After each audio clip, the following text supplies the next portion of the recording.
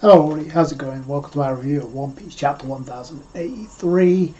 And honestly, I have mixed opinions about this chapter, and I'll explain as to why that is as we go along. But let's start off with the cover page. And this is how you know it's a cover request, because we see Doflamingo with a chicken, or at least a chick, and he's got a bandage to patch it up. Also, he's using this coat as a nest, which is pretty cool. But like I said, this is how you know it's a cover request, because there's no way Doflamingo's character would do this. Well, it feels like a parallel to the cover story we got with Crocodile. Crocodile covered a dog with an umbrella to shield it from getting wet with the rain. And Doflamingo and Crocodile are very, very similar. Which, by the way, the last time we saw Doflamingo, he was in level 6 of Impel Down, apparently being targeted. Now, we don't know who he was targeted by, but we know Magellan was there. I'm pretty sure we're going to get the reveal of the Zephyrian version of Doflamingo. But we start off the chapter with the return of Sabo. Oda looked like he was going to spill the beans what happened to the Reverie, because the first thing Sabo's declared here is like, we took care of 3 objectives. One of them doesn't really matter anymore, in the form of they got Kuma back because he's literally returned to Morojose. But the other 2 they managed to take care of. They declared war on the Celestial Dragons, and they also destroyed the Celestial Dragons symbol and managed to get away.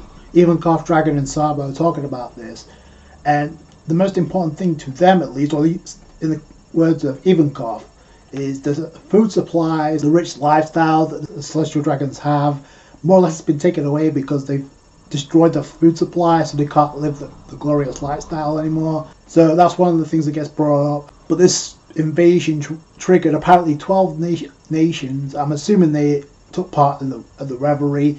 8 of them were successful at actually being influenced by the Revolutionary Army. We know one of them was the Lucia Kingdom, because obviously we saw that's where we first saw the Revolutionary Army commanders. Just makes sense, and in fact Ivankov brings that up. But one of them vanished in the form of the Lucia Kingdom. This is where Ivankov brings up the whole incident about the Revolutionary Army attacking the government supplies that carries all over the world. They live off that, but now they can't because of the attack. So, and we get a very, very sinister panel of Ivankov, like how the tables have changed, because now they're the ones living on poverty and hunger. I kind of want to know his backstory, because that seems like a very personal detail to kind of blurt out with this panel. Usual Ivankov, yeehaw! Back on track, and this is, to me at least, the most important part of the entire chapter, because it's taking place in present time. We may not have been able to call off all the supplies, but by squeezing them a little bit, they must be struggling. But then Dragon brings up the most important part. It's like, as expected though, they're not a foe who will just take this line down. Our real battle will begin once they mobilize. We get a panel of Dragon saying the God's Knights, and we have 9 knights in the background. It's clearly 9 knights, which I'll get back into that in a minute, because I think that's a lot of people. It's obviously foreshadowing. Obviously, the fact that Dragon is hyping them up. These are not chumps. They're not small timers. Otherwise, they wouldn't have had Dragon mention this. Even Koff kind of foreshadows, hey, you're going to be public enemy number 1, Sabo, because you caused a lot of problems. But this is where things get real serious, because it's like, even though he's aware of what happened to King Cobra, I think we can live with the way it played itself out. That's kind of cold, but at the same time, it's all about business with the Revolutionary Army. They want to take it down, the world government, or most importantly, the Celestial Dragons. Because Sabo is given the news article of him apparently assassinating King Cobra. So we get a flashback to a month ago at the Reverie. We know the Admirals clash Revolutionary Army commanders. Now, what's important here is apparently Sabo was not involved in that battle. The rest of the Revolutionary Army commanders, which is by itself is very impressive when you consider the fact that it was Green Bolt and Fujitora. But we see the symbols already been destroyed. We see the Celestial Dragons making a run for it. We see a pirate who was much similar to Kuma was actually being treated as a slave, the Celestial Dragon was telling him to move faster than me, but then he actually gets off and actually tries to shoot him. Karasu stops that, and we actually get some insight into his abilities, or at least his devil fruit. The Celestial Dragon's gun gets taken away from him from Karasu's ability, or at least a crow from Karasu, and we get to find out that his coat is made from the suit is a suit logia, so that's actually pretty cool because the suit is actually what gets clogged up in the chimney. So if it's not exactly the healthiest job out there. It could be very, very dangerous, especially if you inhale too much of suit. It'd be kind of cool to see Karasu actually, if he actually does this and somebody actually accidentally inhales too much and they end up dying, because that could cause a lot of problems. So anyway, he ends up saving this pirate and ends up getting blasted by a bunch of agents. Doesn't work because he's a logia, so we know it's not going to work. But then it looks like that Fujitora shows up, because after Karasu deals with them, Emily's suit, which is actually a badass attack, takes care of the agents. Then Fujitora pulls up, and then we get Karasu versus Fujitora, and then elsewhere we got Morley versus Green Bull. Lindbergh's a distance away from where the action's taking place, so Lindbergh's taking care of all this, freeing all the slaves that was held captive by the celestial dragons. So Karasu attacks with Recon at Fujitora. So speaking of which, we go to Ryugakyu and Morley, and Morley's actually using his ability to come up from the ground. So it's actually pretty obvious what's going on here, because Oda's making this pretty clear that they're being nerfed here because of where they're at. But Morley uses his ability to come up from the ground. He uses his spear to decapitate one of Green Bull's arms, but then pierce his other. And then Fujitora is about to use his ability to bring down a bunch of meteors. Green Bull's like, yo, that's a terrible idea, especially here at Merijose. So then you see a shot of the former agents of CP9. I guess that agents of Cypherpole, but I don't know if they're still CP9. It doesn't really state, because we know who's a part of CP0. They're bringing up the whole situation about 2 admirals and no pushover. That'd be enough manpower to turn the battlefield upside down, but because of where they're at, they can't go all out. So that's kind of an out when it comes to the admirals, and the fact that for all intensive purposes, the Revolutionary Army commanders got the better of them. And if this was Dragon's order, if this was Dragon's plan, because he knew the admirals wouldn't go all out, that was actually pretty smart on Dragon's end, because it worked, because it allowed them to not only actually deal with the admirals while Sabo, where he is pursuing Kuma, and we know that Charles and his father is pretty much, he's actually recovered from being hit by the other celestial dragon, and he hasn't given up, and apparently he's still after Shirahoshi, which I'm going to get into. This is why I've mixed the feelings about this flashback here. So we see Shirahoshi in one panel, and in the next we see Barney running, and she's thinking about her father. Now what's interesting about this is, back at the Reverie when we saw Barney, it kind of dumbfounded us as to why she was there. And second of all, the fact that they both hailed from the kingdom of Sorbet. We didn't really know the connection. Now we know what's up, because she's thinking about Father Kuma. So it's kind of interesting, but at the same time it's okay, we know Barney was there, and she was going to reveal something about what went down at the Reverie at the beginning of this Vegapunk arc, where she was like, oh no, maybe I was going to tell her spill the beans anyway, but maybe I'll wait until later on. Maybe is this the reason why Oda didn't have Barney reveal this, is because he was waiting to reveal this on his own with Sabo. But the thing is, you just reveal that Barney is a part of this, unless he happened to run into her. Because I'm assuming, because Barney was just as upset, if not more upset, than Kuma, that Kuma was a slave for the Celestial Dragons than Sabo was. She was tearing up. She was like, I'm not going to forgive him for this. So we know the connection. So there has to be a reason why Oda's including Barney in this panel, because we already seen that Barney was at the Reverie. So why would you reveal that if it's not going to become important?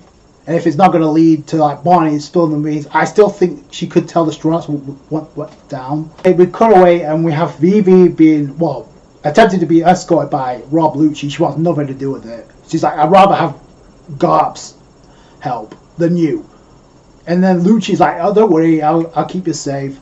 And I love Vivi for this, because she literally calls out Lucci, yo, you tried to protect Shirahoshi. Oh wait, you failed. You didn't, because that Celestial Dragon was going to kidnap her. And Vivi's intuitive enough to realize that Creep's still probably going to go after her. We see Cobra and we see Pell and Shaka. This is where Cobra makes a huge mistake, because he's like, yo, you can go off and attend to Vivi, watch out. It's like he knew something was going to go down.